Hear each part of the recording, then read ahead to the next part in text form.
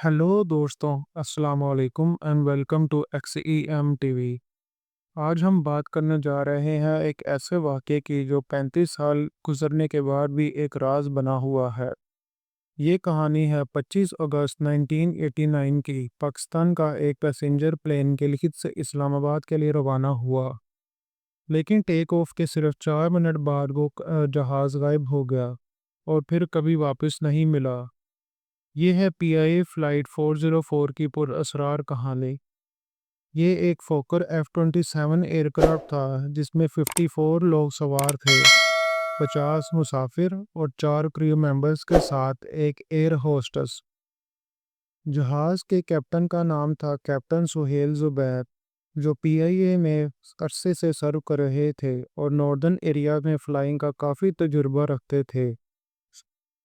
ये एक फोकर F-27 aircraft था जिसमें 54 लोग सवार थे। को पायलट का नाम था एहसन आफताब, फर्स्ट ऑफिसर थे सुहेल अहमद इकबाल और एयर होस्टेस का नाम था खालिदा हबीब, जिनकी सिर्फ 2 महीने बाद शादी होने वाली ही थी, लेकिन वो भी इस फ्लाइट के साथ लापता हो गईं। जहाज़ ने सुबह 7:36 पर गिलगित से उड़ान भरी। उड़ान के 4 मिनट बाद पायलट्स ने रेडियो पर मैसेज दिया, सब कुछ ठीक है। उन्होंने बताया कि वो कुछ देर में बुंजी टाउन के ऊपर से गुजरेंगे। यही था उनका आखिरी पैगाम। इसके बाद साइलेंस, ना कोई सिग्नल, ना कोई ट्रेस, और तब से लेकर आज तक PIA फ़्लाइट 404 का कोई अता पता नहीं मिला। हर क्रैश के बाद जहां लोग ब्लैक बॉक्स और रैकेज ढूंढते हैं, यहाँ ना ब्लैक बॉक्स मिला, ना रैकेज, और ना ही कोई क्लू। सिर्फ थ्योरीज, सिर्फ सवालात। जब प्लेन लापता हुआ तो हुकूमत ने मैसिव सर्च ऑपरेशन लॉन्च किया। हेलीकॉप्टर, C-130s और सर्च टीम्स ने हिमालय के बर्फ से ढके पहाड़ों में चप्पा चप्पा छान मारा। इसी दौरान चित्राल के रेशन गांव के एक शहरी, जो कि बकरियां चराता था, उसने बताया कि उसने एक ज़बरदस्त धमाके की आवाज़ सुनी थी।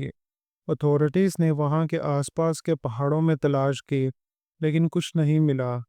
एक लोकल माउंटेनियर ने क्लेम किया कि प्लेन नांगा पर्वत के जो कि दुनिया का 9वां सबसे ऊंचा पहाड़ है और पाकिस्तान में ही मौजूद है, वहां भी सर्च किया गया, लेकिन प्लेन का कोई निशान नहीं मिला।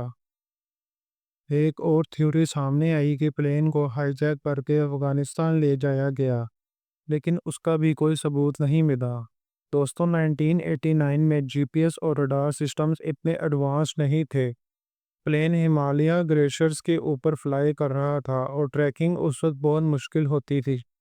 लेकिन यहाँ कुछ बातें अजीब सी लगती हैं। फ्लाइट ने बुंजी टाउन के ऊपर से गुजरना था, जो कि एक पॉपुलेटेड एरिया है, और आखिरी मैसेज भी इसी शहर का जिक्र करता है। तो अगर प्लेन ने यहीं क्रैश किया था तो मलबा कहाँ गया, क्यों कभी नहीं मिला?